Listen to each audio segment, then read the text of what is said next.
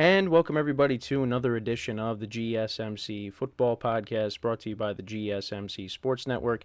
As always, I'm your host, Kenneth Gruenfelder, and it's great to have you guys here on this Tuesday, March 26th. We have a lot to talk about on the show today. Before I get into that, just want to remind you guys, as always, the graphic does work again today. To tip or donate and get your comments recognized, make sure to go to the following link. That is GSMCPodcast.net. Again, that really helps the show, makes the show more interactive between myself, the host, and you guys, the viewers. Again, that is GSMCPodcast.net. And as always, it is displayed on the ticker on the bottom of the show segment down below. So with that being said, let's get into what we are going to talk about for today. So we're going to start off the show. We're going to talk about the NFL officially banning the hip drop tackle. So we'll talk about that in a second. Then in the second part of the show, we'll talk about the Giants and what they're going to plan on doing at the quarterback position with the draft. So we'll talk about that, and also some comments that Brian Dable had to say regarding Daniel Jones. Then we'll also talk about the 49ers. We'll talk about Brandon Ayuk as well as Brock Purdy and them being excited about him having a full offseason. So we'll get into all that in the third part of the show. And then in the final part of the show, we'll talk about the Ravens and their excitement over bringing in running back Derrick Henry. So with that being said, let's get into the first topic, which is talking about the NFL banning the hip drop tackle. So last week I was talking about how, this was going to be a thing, that they were working towards banning this. And I was like, yeah, I think I'm for that because of the fact that, Mark Andrews got hurt. And also, the year before that, Tony Pollard got hurt. So at that moment in time, I was like, yeah, that's not an issue. And then you hear all the players reacting. You see all the players reacting to it. And then you kind of sit back and you realize, they do have a point. Because if they ban this, what are players supposed to do? How are players supposed to tackle? And we talked about this in our production meeting for the GSMC Sports Network too, and I said, well, what do you got to do? You have to wrap the guy up and just walk him out of bounds? Like, is that what you're going to have to do? And you see how people are reacting on social media, talking about, the NFL would just ban tackling.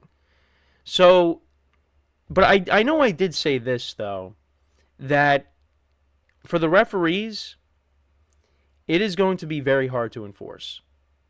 Because if you remember, you go back to when they made challenging, a pass interference call, if it was pass interference or not, that made their job tougher, so they got rid of that. They just got rid of the ability to challenge. And just looking at pass interferences as well and other calls, the referees have a very tough job. And this is going to add to that. Because a player could tackle somebody and not intentionally be trying to do a hip drop tackle, and then there's a flag, and they get and it's a 15-yard penalty. And I could already see on social media fans complaining about it, and players are going to continue to complain about it. It's not going to be good. And also J.J.Watt, he said, I believe on the Pat McAfee show, he was like, well, first he tweeted, just bring the flags out. And just go to flag football because that's what it's starting to turn into. But also he said, if you're going to ban this, well, what about the plays where you got offensive linemen, driving themselves into the knees of D linemen, and mailboxing them? Why are they not banning that? So this is, yeah, I'm kind of changing my tune on this a little bit because, again, it's going to be hard to enforce, and also, how are players going to tackle, whoever has the ball? Defensive players ever going to tackle, guys that have the ball, running backs, receivers, it's, and quarterbacks. Well, quarterbacks, once you grab them, then, and you start walking them back, then, the refs are going to, stop the play. But yeah, it is going to be very hard to enforce. And in general, it's going to make the game harder for defensive players. So, yeah, I don't know what what they're going to do. But it's it's going to be interesting to see how it all plays out. But yeah, so like I said, if a player demonstrates a hip drop tackle, it's going to result in a 15-yard penalty. The ban is likely to be enforced similarly to the use of a helmet rule, with warning letters and fines issued after a game. After games, 2 proposals were approved. So teams will receive a third. So this is actually another rule that was put in place as well. So teams will receive a third challenge after one successful challenge. So I actually do like that.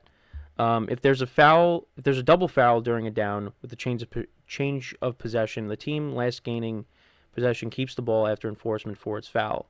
The hip drop tackling ban targets a subset of the rugby tackling style, aiming to reduce lower body injuries. The rule specifically specifies actions like grabbing the runner with both hands, wrapping with both arms, and unweighting oneself by swiveling and dropping hips. NFL executive Jeff Miller reported 230 instances of the tackling technique last season, resulting in 15 players missing time. So that's really what it comes down to. It's that it's led to players getting hurt. But you also have players like J.J.Watt saying players are going to get hurt anyways. You know, it's unfortunate that it happens, but that's football, though. I did want to touch upon, what players had to say on social media. So this is what Tramon Williams said. So this is from Twitter. So he said, "You have to be kidding me. It's hard enough to play defense in the league with all the calls suited for offenses, but this is ridiculous. Come on now. We must address the matter to ensure the game remains fair and balanced for both sides." Terrell Burgess said, "How do you ban something that in some cases you can't control?" Shake my head. Darius Butler posted a GIF that says trash with an exclamation point. Jeff Schwartz said, "Enforcing this will be a wreck." Cam Jordan posted a video. He posted a GIF that says "Hold up, flag on the play," and he had a bunch of throwing up emojis. J.J.Watt said, now this is what I was saying before, "Just fast forward to the belts with flags on them." Yeah, that's kind of where we're headed, though. And like I said, it's making it harder for players to play defense. So, yeah, again, when I first saw that they were looking to ban this, I was like, yeah, I mean, player safety, but it's going to make things a lot harder for players on defense. So, again, we'll see how they enforce it. Again, you got referees who already are heavily scrutinized, and now you're asking them to be the judge of, okay, did he demonstrate a hip drop tackle or did he not? Was he intentionally doing it or was he not? Because now that's going to end up getting called, and you're going to have a lot of people complaining. So, and again, referees already have a tough job as it is, and they're heavily scrutinized. People calling them out, saying that games are fixed, allegedly fixed because of the calls that refs make. Well, refs also just make bad calls, and we've seen that plenty of times. And now you're making their jobs harder by making them evaluate players and how they are tackling in games. Because again, with this new rule in place, in a big moment, if a defense needs to get a stop and they get a stop, but they demonstrate a hip drop tackle and that's a 15-yard penalty, and it's like the team's up by 1 or 2, and all the other team the team that's on offense, all they got to do is kick a field goal. If they get into field goal range, they win the game because of that. They're gonna get criticized for it. So I could already see it happening. Again, for me, I'm all about player safety, but for me, if this rule is going to make it harder for defensive players, then this rule, then I can't really say that I am for this rule then, this rule change.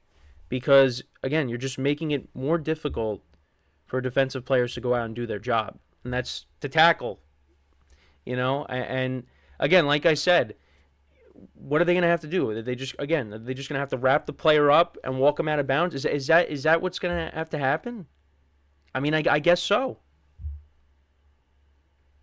But yeah, but let me know what you guys think about this whole thing because yeah, it's and again, when you got the players also reacting to it in a negative way,